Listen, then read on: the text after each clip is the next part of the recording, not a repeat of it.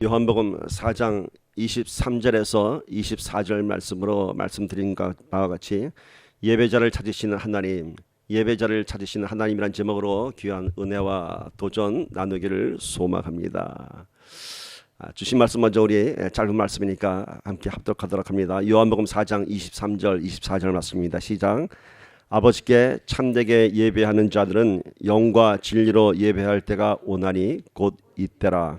아버지께서는 자기에게 이렇게 예배하는 자들을 찾으시느니라. 아멘. 오랜만에 열왕기하를 떠나서 말씀 전하는 것 같죠? 지난주에도 의의 병기 불의의 병기였지만은 사실은 그것도 열왕기하에서 주는 메시지를 제가 신약 성경에 적용해서 말씀을 전했습니다. 우리가 열왕기 상하하면서 벌써 아마 2달은 넘은 것 같은데 오랫동안 이스라엘 역사에 우리가 계속 공부하니까 어떤 분들은 좀 너무 지루해하시고 잘 외워지지 않는 이름들 때문에 잘 큐티가 안 된다고 하시는 말씀도 있는데, 중요한 것은 우리는 역사를 알아야 합니다. 그리고 그 역사 속에서 주시는 하나님의 메시지를 알아야 되고요, 그 역사를 우리 가운데 적용해야 됩니다. 오늘 말씀은 요한복음 4장 23절 24절로 예배자를 찾으시는 하나님이란 말씀의 주제를 잡았지만, 사실 이 말씀도 지난주와 이번 주에 여러분이 묵상해야 할 열왕기하를 배경으로 한 말씀입니다. 그래서 오늘 이 말씀, 본문 말씀 들어가기 전에 그 배경을 좀 한번 알아보도록 합시다. 자, 북이스라엘의 시작은 어떻게 되었죠? 처음부터 여로보암의 죄로 인해서 베델과 단에 다른 제단을 섬기면서 그들은 이방신이 들어왔습니다. 아합 왕 때 이방신이 들어오면서 온 민족과 온 왕이 타락했습니다. 그러나 남유다 왕조는 그래도 비교적 제사가 살아있었고 예루살렘 성전에서 제사를 드렸고 율법이 살아있었습니다. 어느 때부터 이 남유다 왕국에 이방신이 들어오고 영적으로 타락하게 되었는가 하면은, 이제 여러분 아시다시피 북이스라엘 왕조가에서 늘 그들을 그림자처럼 쫓아다녔던 것이 뭐냐면, 여호사밧의 뒤를 쫓아서, 여로보암의 뒤를 쫓아서 이렇게 나오지만은 남유다 왕국에서는 뭐라고 나오죠? 산당을 허물지 못해서 이렇게 기록되고 있습니다. 특히 최근에 우리가 살펴본 요아스 왕부터 보면은 그 말이 꼭 들어옵니다. 요아스 왕, 그다음에 아마시아 왕, 우시아 왕, 그리고 최근에 우리가 공부한 요담, 그리고 이제 앞으로 이번 주에 배울 아하스 왕까지 보면은 꼭 그 앞에 무슨 얘기가 나오냐면 산당을 허물지 못함으로 이렇게 시작됩니다. 그래서 그 산당을 허물지 못함으로 인해서 이제 남유다 왕국에도 이방신이 들어오게 되고, 그 산당에 허물지 못한 의미는 뭐냐면은 전통적인 예배, 관습적인 예배 가운데 거기에 이방신이 들어온 것이죠. 그래서 산당에서 하나님께 드리는 제사도 드리지만은 이방신께 드리는 제사가 같이 드려졌던 그런 혼합된 제사, 타락된 제사인 것을 알 수 있습니다. 이스라엘 왕조의 영향을 그대로 받은 남유다 왕조의 왕을 몇 명 살펴봅시다. 이들은 드디어 이제 이방신에 노출되기 시작했죠. 그래서 산당을 허물지 못해서 이방신이 들어오면서 어떠한 일들이 벌어집니까? 자, 아마시아 왕을 우리가 기억합니다. 아마시아 왕은 어떤 왕이죠? 옆에 있던 에돔을 파하고 에돔의 큰 전쟁에 승리를 했습니다. 그러면서 결국은 그 승리 때문에 교만한 죄로 인해서 북이스라엘의 요아스 왕에게 포로가 되고 예루살렘 성전이 무너지는, 파손이 되는 그러한 참 처참한 결과를 보는 것을 알 수 있습니다. 이 왕들이 결국 어떠한 범죄를 저지릅니까? 이 아마시아 왕은 스스로 자기가 이제 좀 잘 됐을 때 스스로 교만해서 향단에다가 제사장이 해야 할 그런 제사의 형식을 자기가 분양하려다가 문둥병이 걸리게 되는 것을 볼 수 있죠. 그래서 이 문둥병이 걸리는 바람에 아마시아 대신에 그의 아들 요담이 왕이 됩니다. 요담은 그런 아버지가 문둥병 걸리는 것을 보면서, 그 징계를 보면서 비교적 여호와 앞에 정직한 왕이라고 기록합니다. 그러나 요담 역시 산당을 허물지 못했습니다. 그러나 요담은 그 성전문을 높이 올리는 그러한 좋은 일도 했습니다. 백성들의 관심을 성전으로 끌어올리기 위해서 성전의 높은 문을 높이 올려서 사람들로 하여금 더욱 하나님께 찾도록 했던 그런 신실한 왕이었습니다. 그런데 문제는 이제 요담에게 죽고 나서 그 아들 아하스가 왕이 됩니다. 그런데 이 아하스 왕은 남유다 왕국 중에서 가장 사악한 왕으로 기록되고 있습니다. 어디까지 타락했느냐? 자, 왕이 이제 제사의 형식을 무시하고 향단에 자기가 직접 분양하는 그런 죄를 범함으로 인해서 문둥병에 걸렸습니다. 그걸 보고도 이 왕은 어디까지 타락을 했냐면은 자기의 아들을 이방신의 제물로 바치는 자기 아들을 불구덩이에 던져주는 그런 무서운 범죄를 저지르고 맙니다. 우상 숭배에 탐닉하여서요, 하나님의 제사보다는 이방신 앞에 자기 아들을 드리는, 그 당시에는 그 이방신에게 아들을 드리는 것이 큰 유행이었고요, 그것이 가장 헌신적인 제사였습니다. 여러분 생각해 보세요. 자기가 난 아들을 불구덩이에 집어 던진다는 게 이게 말이 됩니까? 그것도 누구를 위해서? 이방신을 위해서. 이렇게 타락했습니다. 더 나가서 생각해 보면요, 그 아들은 자기의 아들이 아닙니다. 하나님께서 주신 아들입니다. 오늘 저와 여러분의 자녀들요, 우리가 우리 육신의 몸을 통해서 냈지만 하나님께서 허락하신 아들, 딸입니다. 육신의 몸을 통해서 난 것이 중요한 것이 아니라 하나님께서 허락하신 아들, 딸들입니다. 누구의 아들, 딸들이라고요? 하나님의 아들, 딸들입니다. 그 아이들을 우리가 잠시 위탁해서 우리가 양육하고 있는 것일 뿐입니다. 그런데 그 아들을 이방신의 제단에 던졌다, 번제물이 되게 했다, 하나님의 자녀를 이방신의 제단에 던졌다, 아주 놀라운 범죄이죠. 그래서 하나님께서는 진로하셨습니다. 진로하셔서 그 아하스 왕에게 이제 북이스라엘과 이제 아람 왕을 통해서 이제 하나님께서 칩니다. 그 무서운 아람 군대와 북이스라엘 군이 연합했으니까 얼마나 막강한 군사력이겠습니까? 여기서 아하스 왕은 무릎 꿇고 하나님께 회개하며 나왔어야 되는데, 아하스 왕은 이때도 하나님께 회개하지 않았고 이때도 하나님의 도우심을 구하지 않았습니다. 많은 남유다 왕들이 범죄했을 때도 하나님께 무릎 꿇었던, 하나님께 회개했던 왕들은 하나님께서 다 회복시켜 주셨습니다.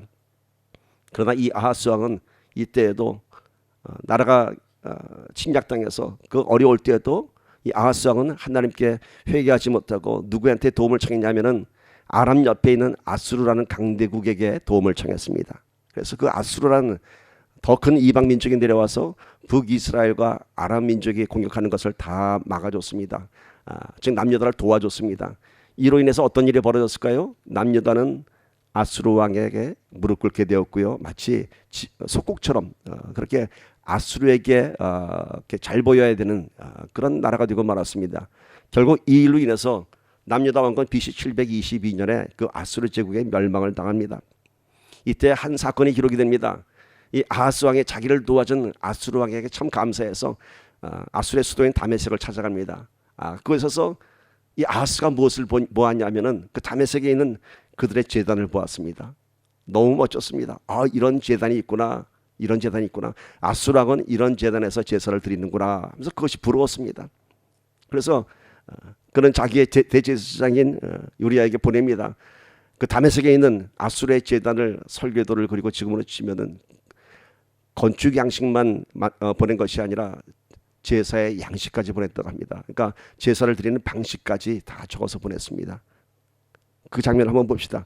열왕기하 16장 10절에서 11절 봅시다. 아하스 왕이 아수르의 왕 니글랏 빌레셋을 만나러 다메섹에 갔다가 거기 있는 제단을 보고 아하스 왕이 그 제단의 모든 구조와 제도의 양식을 그려 제사장 우리야에게 보냈더니 아하스 왕이 다메섹에서 돌아오기 전에 제사장 우리야가 아하스 왕이 다메섹에서 보낸 대로 모두 행하여 제사장 우리야가 제단을 만든지라. 자, 이 아하스 왕이 다메섹에 가서 아수르 왕의 제단을 보고 마음을 빼앗겼습니다. 그런데 이 제단은 어떤 제단이냐 하면요, 오늘 대제사장 우리야에게 보냈더니 아하스 왕이 돌아오기 전에 그 제단을 다 만들었다고 합니다. 그것은 뭘 의미하냐면은 성전에 있는 큰 제단을 의미하는 것이 아니라 아수르 왕은 전쟁을 많이 했기 때문에 전쟁터를 갈 때마다 자기가 드리는 개인적인 작은, 지금으로 치면 포처벌 제단을 만들었습니다. 이동식 제단. 그래서 어느 곳에서나 이방신의 제사를 드릴 수 있도록, 그것이 이 아하스는 부러웠던 것입니다. 그래서 나도 이렇게 아무 데서나 제사를 드릴 수 있는 그런 제단을 만들어 달라 해서 그렇기 때문에 내려오기 전에 금방 이렇게 제단을 만들었던 것이죠. 지금으로 치자면은 이방신이 섬기는 다른 종교의 그런 강대상, 이런 스타일의 것을 이제 만들었던 것이죠. 즉 아하스가 범죄한 것은 온 백성이, 민족이 이렇게 드리는 공적인 제단을 이렇게 바꾼 것이 아니라 자기 개인적인 제사를 위한 제단을 만든 것입니다. 이 아하스가 범죄한 것은 자기 개인적인 제단을 만든 것이 범죄한 것은 아닙니다. 얼마든지 자기 예배 쳐서 만들 수 있습니다. 중요한 것은 그 양식이 누굴 본땄다고요? 이방신의 제단을 본땄고, 더 무서운 범죄는 그 제사를 드리는 방식을 아수르의 방식대로, 이방신의 방식대로 자기 개인적인 제사를 드린 것입니다. 이거는 마치 북이스라엘에서 자기의 많은 열지파가 예루살렘 내려가서 제사를 드릴까 봐 걱정이 돼서 예루살렘이 아닌 베델과 단에 엉뚱한 곳에 금송아지를 만들어 놓고 제사를 드린 것과 똑같은 것이죠. 이 아하스 왕은 자기 나름대로 드리는 제단을 만든 것인데 그 제단이 이방신을 섬기는 아수르의 양식을 그대로 본땄던 것입니다. 더구나 아하스 왕이 이런 지시를 내렸을 때 이 대제사장 우리아가 그것을 말리지 못하고 왕의 말을 듣고 만든 것을 볼 때 대제사장마저도 타락한 것을 볼 수 있습니다. 그 전에 여러분 문둥병에 걸렸던 우시양이 향단에서 분향을 하려고 할 때 당시에 대제사장은 어떻게 했죠? 70명의 자기의 사지를 데리고 들어와서 왕을 말렸습니다. 왕이시오. 거기는 레위 지파만이 만질 수 있는 분향단입니다. 그러나 왕이 이것을 무시했을 때 문둥병이 걸렸죠. 그러나 오늘 이제 아하스 왕이 올 때는 대제사장마저도 그것을 쉽게 왕권에 복종하여서 그 이방신의 제단을 만드는 것을 볼 수 있습니다. 제단을 마치 리모델링하는 이 아하스의 타락을 보면서 과연 그것이 남유다만의 이야기일까? 그것이 그 당시에만의 이야기일까? 그것을 보면서 우리는 어떻게 저럴 수 있을까라고 하는지 모르겠지만은 한번 오늘 우리의 예배, 오늘 우리가 드리는 하나님께 드리는 예배는 어떤 것인가 한번 생각해 보기를 바랍니다. 하나님께서 이스라엘 온 역사를 통해서 요구하시는 것이 무엇인가요? 늘 징계하시고 그들을 긍휼히 여겨서 회복하시고 그 가운데 있는 중심 메시지가 뭔가요? 나만을 섬기라는 것이죠. 이방신을 섬겼던 산당을 타파하고 베델과 단에 있는 금송아지를 타파하고 오직 나만을 섬기라는 10계명의 그 첫 번째, 두 번째 계명인 것입니다. 하나님께서는 결코 멋진 성전과 거룩한 예배의 형식을 요구하는 것이 아니라 하나님만을 예배하는 참된 예배자를 찾으셨던 것입니다. 북이스라엘과 남유다가 멸망했던 것은 결국 하나님께서 찾으시는 그 예배자가 되지 못했고 결국 딴 것에 마음을 빼앗기며 이방신에게 제사를 드렸던 그들에 대한 하나님의 무서운 징계였던 것입니다. 산당에서 드렸던 남유다의 혼합된 제사들이 무엇인가요? 하나님도 그전에도 섬겼고 이방신도 섬겼던 것입니다. 혼합됐습니다. 더럽혀졌습니다. 하나님의 전이. 이것은 결코 이스라엘만의 이야기가 아니라 오늘 우리가 이 자리에 나와서 예배를 드리면서도 막상 삶 속에서는 하나님을 의지하지 못하고 세상의 관습과 세상의 방식대로 또는 세상의 방법대로 우리가 살아간다면 그건 마치 이스라엘 백성들이 산당에서 하나님께 제사도 드리고 이방신에게도 제사를 드리는, 그래서 오직 그들만의 유익을 위한 제사를 드리는 그런 모습과 다를 바가 없습니다. 우리가 하나님께도 기도했으면 온전히 하나님께 의지해야 하고 그것이 우리 삶 속에서 나타나야 되는데 이 자리에 나와서는 하나님께 기도했지만 세상에 나가서는 세상의 방식대로 남들이 다 하니까 그것이 나에게 유익한 방법이니까 이렇게 살아간다면 그것이 바로 하나님께서 이스라엘 백성을 향해서 내렸던 진노의 대상이 바로 우리의 모습이 될 것입니다. 그래서 하나님께서는 예배자를 찾으신다고 합니다. 예배자를 애타는 마음으로. 오늘 말씀 다시 한번 봅시다. 요한복음 4장 23절 24절입니다. 아버지께 참되게 예배하는 자들은 영과 진리로 예배할 때가 온다니 곧 있더라. 아버지께서는 자기에게 이렇게 예배하는 자들을 찾으시느니라. 이렇게 예배하는 자들을 찾으신다고 합니다. 이렇게 예배하는 자들. 이렇게 예배하는 자들이 뭔가요? 영과 진리로 예배하는 자. 영과 진리로 예배하는 자. 내 육적인 것을 위해서 예배하는 것이 아니라 내 영적인 것을 위해서, 이 세상의 진리가 아닌 하나님의 진리를 위해서 예배하는 자입니다. 이것은 뭔가요? 이 자리에 나와서 형식적인 예배가 드린 거 아니라 삶 속에서 내가 영적으로 승리해야 되고요. 내 삶 속에서 하나님의 진리, 십자가의 진리가 나타나야 하는 것입니다. 로마서 12장 1절 봅니다. 이런 말씀이 있습니다. 그러므로 형제들아, 내가 하나님의 모든 자비하심으로 너희를 권하노니 너희 몸을 하나님이 기뻐하시는 거룩한 산 제사로 너희에 드릴 영적 예배느니라. 다시 한번 말씀합니다. 이렇게 예배하는 자들, 영과 진리로 예배하는 자들, 이것이 무엇인가 설명하고 있습니다. 너희의 영적 예배는 너희의 몸을 거룩한 산 제사로 드리라. 너희 몸을 산 제물로 드리라. 번제물로 드리라. 이 번제물의 의미가 뭔가요? 번제물의 의미가 뭔가요? 이스라엘 제사에서 의미하는 번제물은요, 그 안에 모든 죄가 다 함께 불태워지는 것입니다. 그래서 오늘 너희 몸을 거룩한 산 제사로 드리라 하는 것은 우리의 플래시 육신에 관한 문제가 아니라 너희 죄에 물든 너희 육신의 몸뚱어리들, 육신의 생각들을 함께 아버지께 드리라, 이 얘기입니다. 우리가 더럽혀진 몸이라고요. 그 더럽혀진 몸이 이 제단에 나와서 번제물이 되어야 하는 것입니다. 그리고 우리는 다시 살아나는 것입니다. 하나님께 찾으시는 예배자는 바로 이런 것입니다. 거룩한 몸으로 산제사로 예배를 드린 자를 찾으십니다. 하나님께서 찾으셨던 최초의 예배자가 누굴까요? 하나님께서 최초로 찾으셨던 예배자. 아담아, 내가 어디 있느냐? 죄를 짓고 벌거벗은 몸이 부끄러워 옷을 가리고 숨어있던 아담과 하와를 하나님께서는 찾으셨습니다. 이렇게 하나님께서는 예배자를 찾으십니다. 그들이 부끄러워 하나님을 피해 숨었을 때 하나님께서는 애타는 마음으로 그들을 찾으셨습니다. 아담아, 어디 있느냐? 하나님께서 찾으신 예배자는 첫 번째, 상한 심령을 드리는 자입니다. 시편 51편 17절 보십시오. 하나님께서 구하시는 제사는 상한 심령이라. 하나님이여, 상하고 통회하는 마음을 주께서 멸시하지 아니하시리이다. 자, 첫 번째, 하나님께서 찾으시는 예배자는 누구라고요? 상한 심령을 가진 자입니다. 상하고 통회하는 마음을 고백하는 자라고 합니다. 오늘 여기서 얘기하는 상한 심령의 의미는요, 우리가 얘기하는 뭐 상처받고 마음이 상하고 시험받고 그런 것 얘기하는 거 아닙니다. 그것보다는 더 깊은 영적인 차원을 얘기하는 것입니다. 아담을 찾으실 때 하나님께서 뭐라고 찾으셨나요? 아담아, 내가 어디 있냐 할 때 그 아담의 상한 심령을 찾으신 것입니다. 아담이 왜 마음이 상했을까요? 선악과를 따먹었을 때 죄가 들어오고 눈이 밝아지고 벌거벗은 몸을 보고 죄 지은 자기 모습을 보고 하나님 앞에 두려워 숨었습니다. 그는 상한 심령이 되었습니다. 우리가 말하는 뭐 기분 나쁜 뭐 누구한테 시험 들은 그런 상한 심령이 아닙니다. 하나님 앞에 그 영혼이 깨진 것입니다. 그래서 상한 심령이라는 이 말씀 영어 성경을 보면요, 어떻게 기록되면 the broken heart, 망가진 깨어진 심령인 것입니다. 즉 깨어진 영혼이라고 얘기하고 있습니다. 하나님께 찾으시는 상한 심령이라고 하는 것은 죄로 말미암아 하나님과의 관계가 깨어진 사람을 얘기하는 것입니다. 하나님께서는 그런 사람을 찾으십니다. 죄 때문에 죄에 쓰러져서 아버지 앞에 나올 수 없는 그런 심령이 된 자들을 우리 아버지께서 찾으시는 것입니다.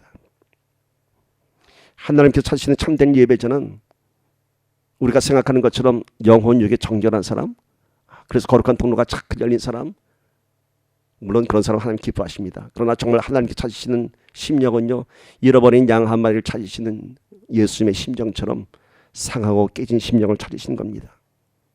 영혼이 다 망가지고 깨어진 사람들, 그 사람들을 오늘도 찾으십니다. 전도를 하면 그런 얘기 많이 하죠. 저는 죄가 많아서 교회 못 나갑니다. 나중에 술, 담배 다 끊고 나가죠. 남자들은 그런 얘기합니다. 아니요. 하나님께서는 그런 사람들을 찾으시는 겁니다. 결코 우리 몸으로 정결케 되지 못합니다. 결코 내 힘으로 술과 담배 끊지 못합니다. 나오면은 하나님께서 정결케 하여 주신 것입니다. 정결한 심령이 되어서 나오는 것이 아니라 나오시면은 정결한 심령이 되는 것입니다. 우리 하나님께 찾으시는 그 예배자가 바로 깨어지고 망가진 자들입니다. 하나님께서 이렇게 상한 심령, 깨어진 영혼들을 찾으시는 이유는 그들의 죄를 들춰내고 네가 진 죄가 바로 이거야. 너는 이 죄에 대한 심판을 받아야 돼. 죄의 심판, 죄를 들춰낸 그런 것이 아니라 오히려 그들을 살리기 위한 것입니다. 네가 용서받을 수 없는 이 죄를 내가 내 아들의 피로, 거룩한 보혈의 피로 내가 너를 깨끗게 할 거야. 그리고 다시 그 상한 심령이 회복되기를 우리 하나님께서 원하시는 것입니다. 결코 예배의 자리는 우리가 무엇을 구하는 우리의 필요를 채우기 위한 그런 자리가 아니라 우리가 망가진 영혼을 새로 살리는 것입니다. 그러나 오늘 우리는 어떻게 예배합니까? 우리가 오늘 예배에서 원하는 것이 뭡니까? 하나님 이렇게 해주세요.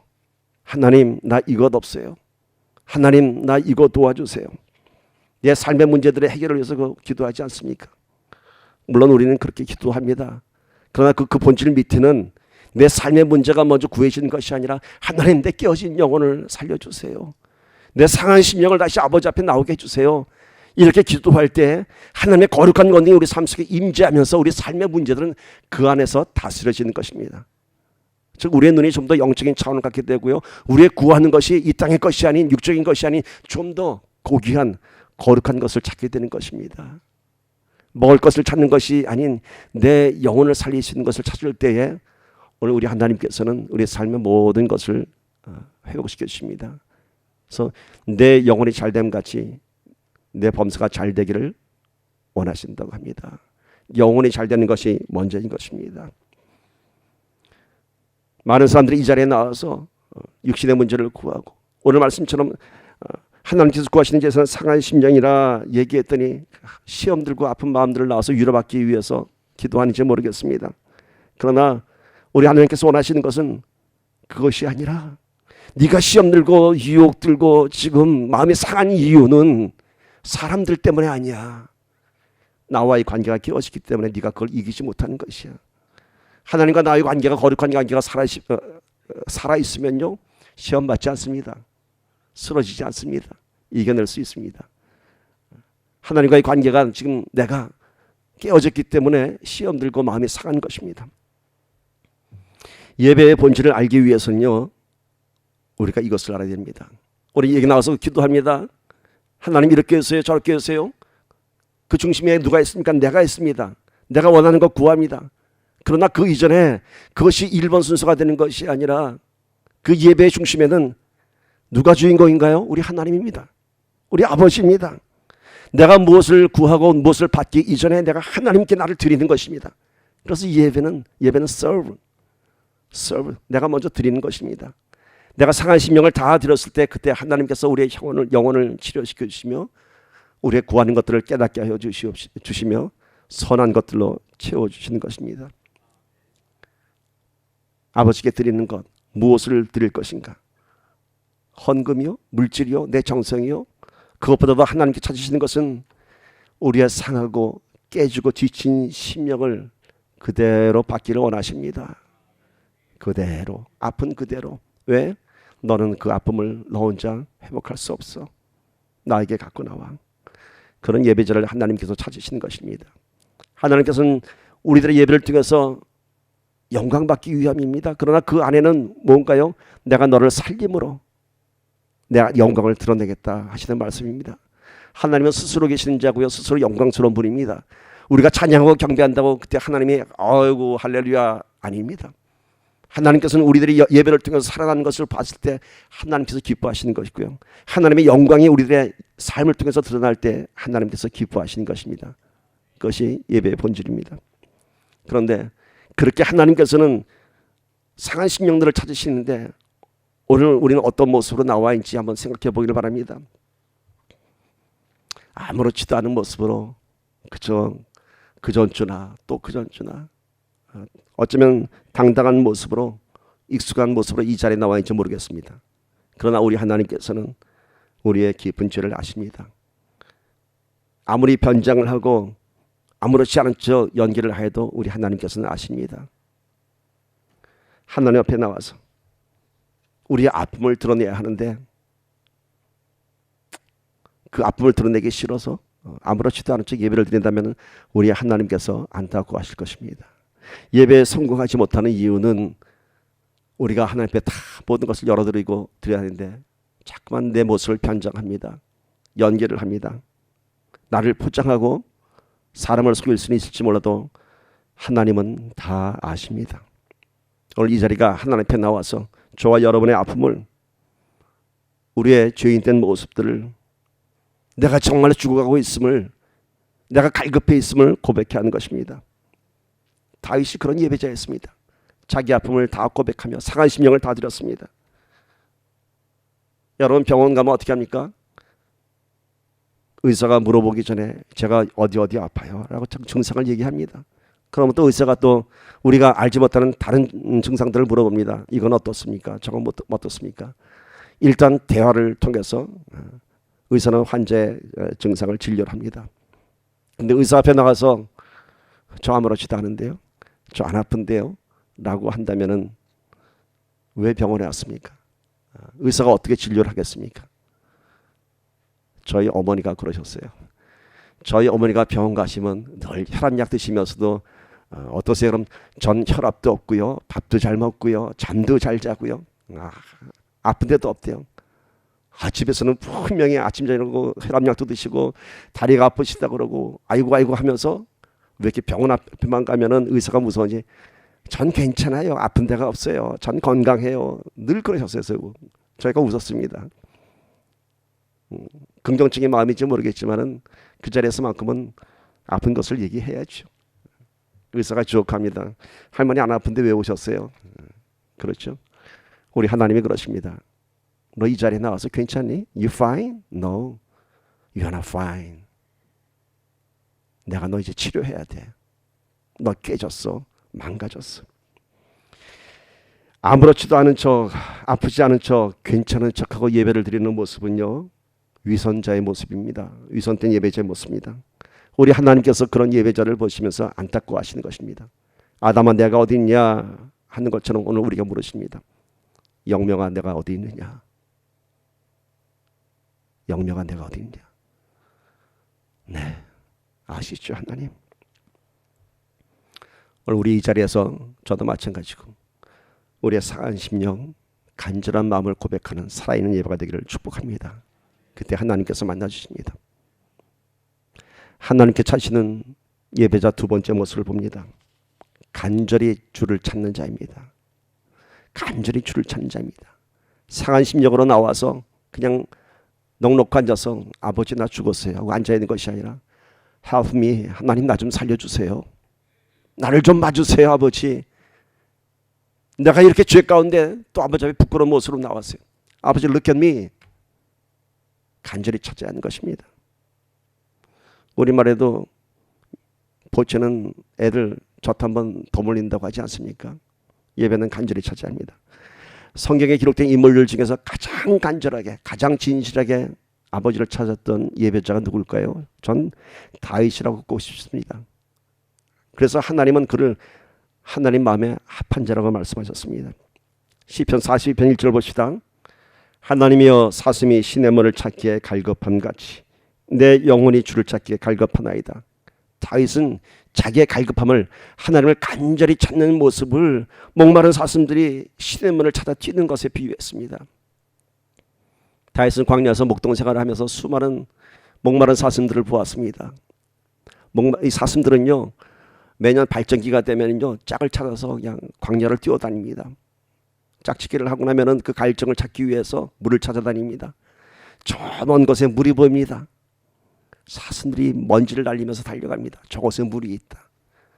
그러나 그곳은 달려가면 신기루입니다. 사막의 신기루입니다. 그래서 그곳에서 눈을 부릅뜨고 죽어 있는 사슴들을 많이 보았습니다. 다윗은 그것이 이상했습니다. 맹수에게 물려서 죽은 것도 아니고 배고파 죽은 것도 아니고 물을 찾다가 거품 물며 죽어있는 사슴들을 많이 보았습니다. 그들이 달려가는 모습은 너무 처절했습니다. 다윗은 그것을 얘기합니다. 저 사슴들이 살기 위해서 먼지를 펄펄 풀며 달려가는 것처럼 나는 신기루가 아닌 하나님을 찾습니다. 그렇게 고백하는 것입니다. 세상 사람들의 모습이 마치 그렇습니다. 마치 목마른 사슴들이 그곳에 물이 있는 것처럼 질주를 하여 달려가는 것처럼 세상 사람들은 세상에서 뭔가를 얻기 위해서 달려갑니다. 그곳에 행복이 있는 것 같습니다. 성공하면은 돈을 많이 벌면은 명예와 권력을 얻으면은 행복한 것 같아서 달려갑니다. 그러나 그 끝은 신기루와도 마찬가지 그것은 인생의 문제를 해결해 줄 수 없습니다. 상한 심령을 살릴 수가 없습니다. 세상에서 누리는 것들 잠깐은 재밌고 잠깐은 좋고 잠깐은 행복할 수도 있습니다. 그러나 세상의 가치는 마치 사슴들이 달려갔던 사막의 신기루와 같습니다. 잠깐은 좋습니다. 그러나 다시 목마름이 찾아옵니다. 그것에는 목마름을 해결할 물이 없습니다. 세상뿐일까요? 세상뿐이 아니죠. 자, 여러분, 아하스 왕이 아수르의 제단의 마음을 빼앗겼던 것처럼 다메섹을 갔더니 멋진 제단이 있었습니다. 화려했습니다. 마음을 빼앗겼습니다. 마치 그것처럼 오늘 우리들의 마음을 빼앗는 예배의 자리들이 많이 있습니다. 그곳에 가면은 은사가 넘쳐 흐르고 그것에 가면 수많은 영적 경험을 하고, 그것에 가면은 내 병든 몸이 다시 사라져 나오고, 그곳에 가면 알지 못하던 것들을 깨닫게 되고, 이런 우리 영적 호기심을 채워주는 그런 예배의 자리들이 많이 있습니다. 그곳에 복음의 진리가 있는 것 같아서 열심히 찾아가지만은 결국은 목마른 사슴이 쓰러져 가는 것처럼 결국은 영적인 그 갈망을 채우지 못하고 더 메말되어 가고, 더 메말라가고, 더 영적으로 미혹되고 혼란스러운 모습을 볼 수 있습니다. 오늘 우린 참된 예배의 자리에서 예배해야 할 줄 믿습니다. 오늘 사람들이 찾아가는 그 예배의 자리가 뭔가요? 왜 그것을 찾아갑니까? 왜 그것을 찾아갑니까? 그곳 가면은 내가 원하는 것이 채워질 것이기 때문에 그러한 기대감으로 가는 것이죠.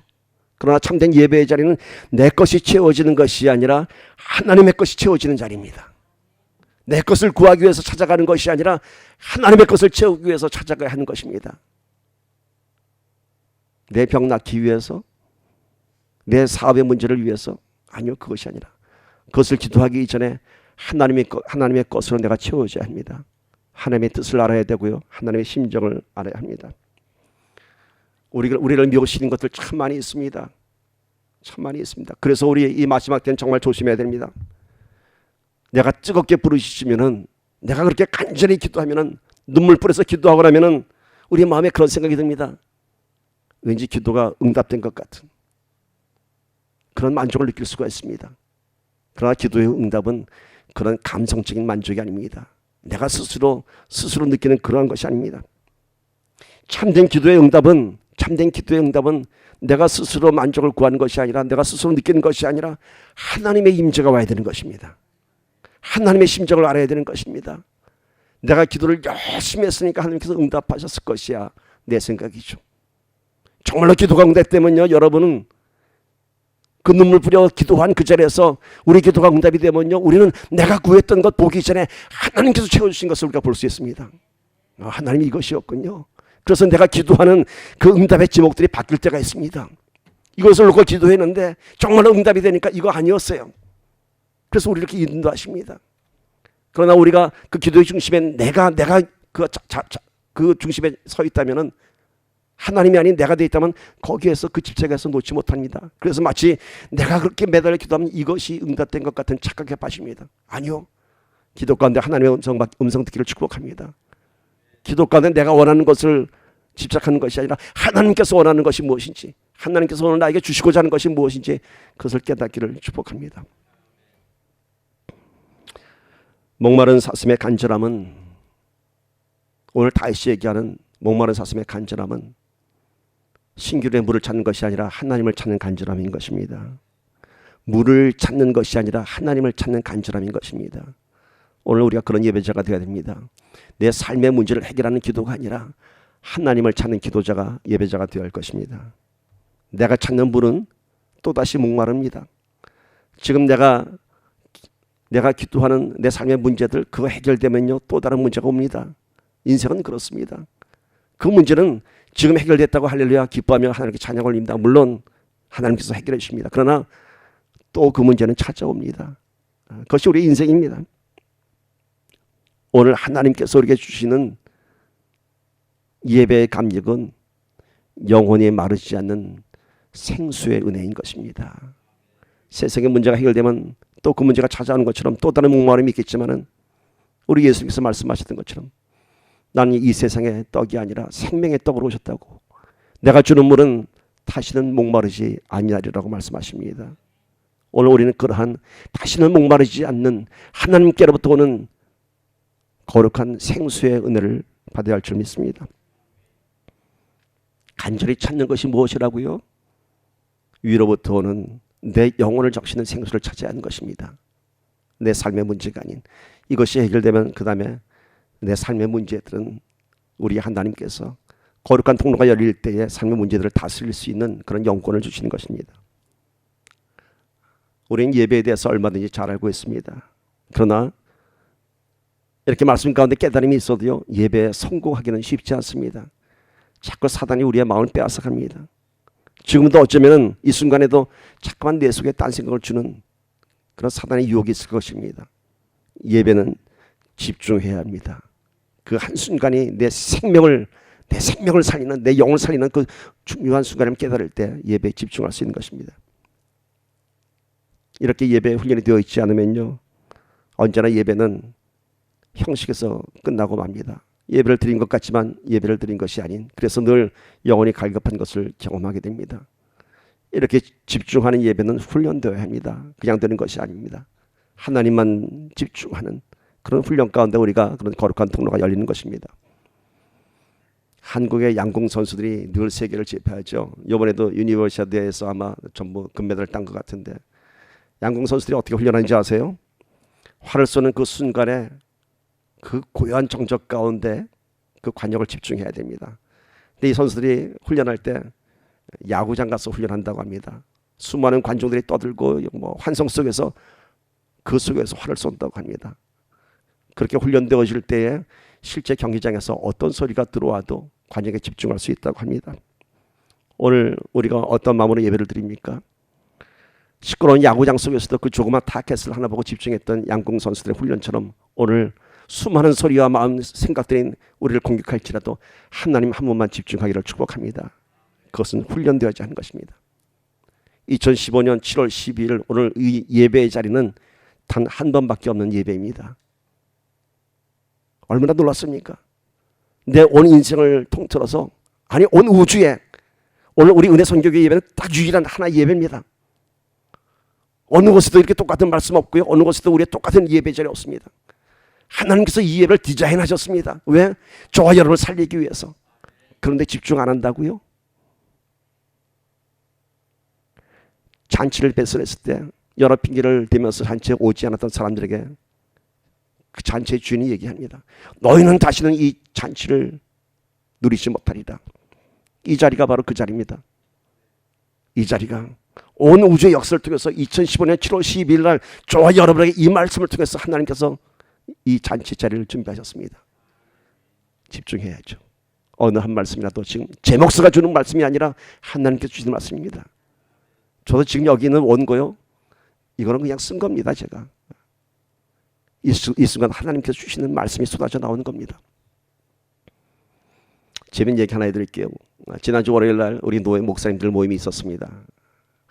어떻게 설교를 준비하는 것인가에 대한 주제를 갖고 많은 시간 얘기를 나눴습니다. 나는 이렇게 설교를 준비합니다. 나는 이렇게 합니다. 다 전부 경험을 얘기하고요. 공통적인 것이 있었습니다. 설교 준비하는 것이 그렇게 힘든 것이라고 다들 한결같이 얘기했습니다.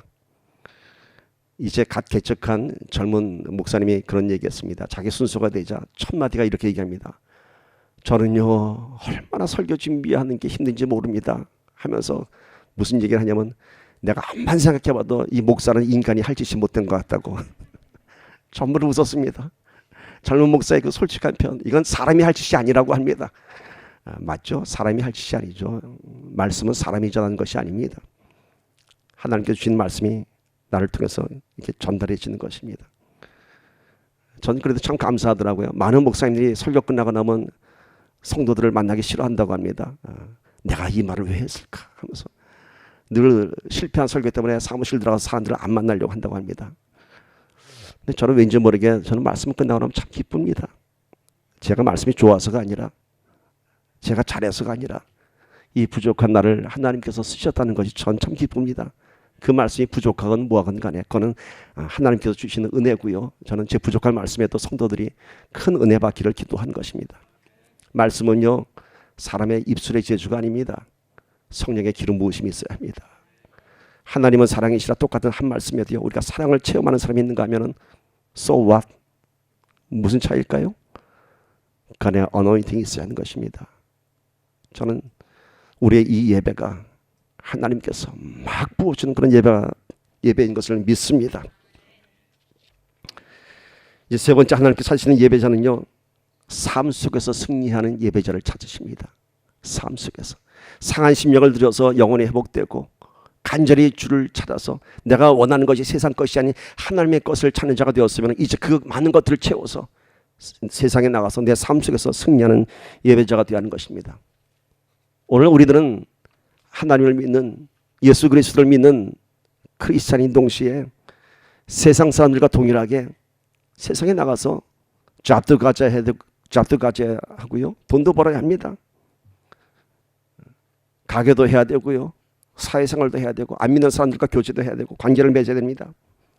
그러나 예수 믿는다고 난 거룩한 사람이라고 세상 일을 거들떠보지 않고 예배만 드리는 것은 진정한 예배자의 삶이 아닙니다. 그 삶터에서, 그 삶 속에서 아까 말씀드렸던 것처럼 주님의 향기를 나타내야 하는 것입니다. 우리의 삶의 우선순위가 무엇인가가 오늘 이 주제의 본질입니다. 삶 속에서 예배드리는 자는 누구냐 하면 그 삶 속에서 누가 제일 우선순위인가, 내가 어떠한 선택순위로 내가 살아갈 것인가, 그것이 중요한 것입니다. 나가서 비즈니스하고 나가서 잡에서 일하고 많은 사람 만납니다. 거기서 선택할 때 그 첫 번째 우선순위가 하나님을 인식해야 하는 것입니다.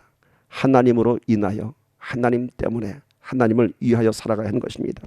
이것은 우리가 예배에서 성공할 때만이 가능한 것입니다. 예배를 통해서 쭉 영적인 공급이 충만한 상태에서 세상에 나갔을 때 세상에 얽매이지 않고 세상과 타협하지 않고 승리한 예배자로서 살아갈 수 있는 것입니다.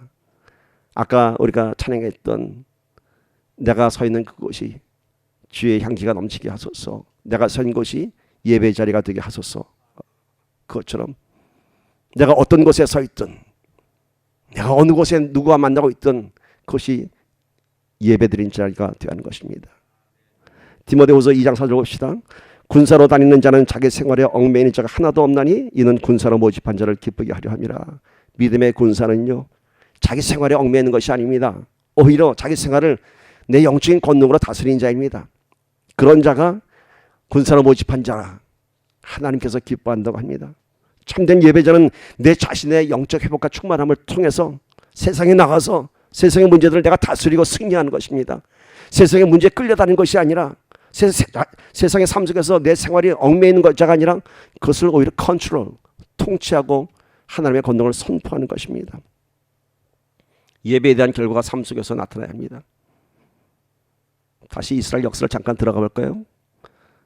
유다 왕 중에 여호사밧이라는 왕 기억할 거예요. 이제 벌써 몇 대가 내려왔으니까. 이 여호사밧 왕이 커다란 위기에 직면했습니다. 모압과 암몬 족속의 침략을 받았습니다. 강력한 연합군이 유다를 침략했습니다. 이때 이 여호사밧 왕이 어떻게 했나요? 아까 아하스 왕은 아수르에게 무릎 꿇고 도와달라고 했지만은 이때 여호사밧은 하나님께 무릎 꿇었습니다. 하나님께 경배했습니다. 자기 혼자만이 아니라 모든 백성을 다 데리고 예배했습니다. 역대하 20장 12절 보십시오. 이렇게 고백합니다. 우리말 성경입니다. 우리 하나님이여 주께서 그들을 심판하지 않으시겠습니까? 우리는 우리를 공격하고 있는 저 큰 군대에 맞설 힘이 없습니다. 우리는 어떻게 해야 할지 모르겠습니다. 오직 우리 눈은 여호와만 바랄 뿐입니다. 자, 이 두려운 문제 앞에서, 이 삶의 문제 앞에서 하나님께서 저들을 심판하지 않겠습니까? 내 대신 우리는 너무 약합니다. 우리는 우리를 공격하는 저 큰 군대에게 맞설 힘이 없습니다. 그러나 우리가 어떻게 할지 모를 때 우리 하나님께서 저들을 심판하지 않겠습니까? 오직 우리는 저 무서운 적을 보는 게 아니라 오직 여호와만 바라보겠습니다. 이렇게 고백합니다. 이것이 바로 삶 속에서 승리하는 예배자의 모습인 것입니다. 삶의 문제 앞에서 두려워할 것이 아니라, 쓰러질 것이 아니라 하나님이 이 문제를 보시죠. 우리는 아버지밖에 내가 도움을 구할 데가 없습니다. 아버지께서 저 문제를 심판하지 않으시겠습니까? 여러분, 우리 삶의 문제를 우리가 해결하려 하지 말고, 내 기도에 내 열정을 해결하려 하지 말고 아버지 보시죠. 하나님 아시죠? 아버지께서 심판하지 않으시겠습니까? 이렇게 기도하는 것입니다. 이때 하나님은 이 여호사밧 왕에게 그래, 네 얼마 안 되는 군대지만 끌고 나가, 한번 붙어봐 얘기합니다. 그리고 이렇게 얘기합니다. 역대하 20장 17절 보시면요, 이 전쟁에서 너희는 싸울 것이 없다. 자, 군대를 끌고 나가, 일단 나가. 그리고 얘기합니다. 이 전쟁에서 너희는 싸울 것이 없다. 유다와 이스라엘아, 그저 너희 자리를 지키고 굳게 서서 너희와 함께하는 여호와의 구원을 보라 얘기합니다. 전쟁터에 나가되 두려워하지 말고 너희는 가만히 있어. 너희는 싸울 필요가 없어. 오늘 우리에게 그렇게 말씀하십니다. 네 삶의 문제 가운데 너 가서 싸우지 마, 부닥치지 마, 가만히 있어. 내가 싸워줄 거야 얘기합니다. 내가 싸워줄 거야. 두려워하지 말고 놀라지 말라. 내가 내일 그들을 맞으러 나가라. 여호와가 너희와 함께 하실 것이다. 여호사밧 왕은요, 그래서 이 전쟁에서 싸우는 군사를 앞장세우지 않고 찬양대를 앞세웠습니다. 이 찬양대들이 막 하나님을 찬양하면서 나갔습니다. 그러자 어떤 일이 벌어졌냐면은 이 모압과 암몬 군사들이 막 정신이 미치기 시작해갖고 서로 자기네 편끼리 싸웁니다. 여호사밧은 가만히 있었습니다. 찬양만 했습니다. 그러나 그들은 적들은 서로 자기네 적인 줄 알고 서로 칼로 찔러 죽였습니다. 그렇게 전쟁에 승리했습니다. 이 싸움은 전쟁터에서 결정이 난 것이 아니라 이미 예배의 자리에서, 예배 처소에서 승리가 결정되었습니다. 여호사밧이 하나님께 무릎 꿇었을 때 하나님께서는 너희는 싸울 필요 없어, 싸워줄 거야. 이 전쟁의 승리는요, 전쟁터에서 난 것이 아니라 예배의 자리에서 났습니다. 여호사밧을 위해서 싸우신 우리 하나님께서 오늘 저와 여러분을 위해서 싸우실 것입니다. 이 자리에서 승리하고 나갑시다. 승리는 이미 선포되었습니다. 오늘 저와 여러분의 예배가, 오늘 이날의 예배가, 아니 우리가 드리는 그 모든 예배가 승리를 이룬 예배가 되기를 주님의 이름으로 간절히 축복합니다. 말씀의 세 가지 주제를 나누면서 말씀 마칩니다. 하나님께서 찾으시는 예배자 누굴까요? 상한 심령을 드리는 자입니다. 두 번째, 하나님께서 찾으신 예배자는 간절히 주를 찾는 자입니다.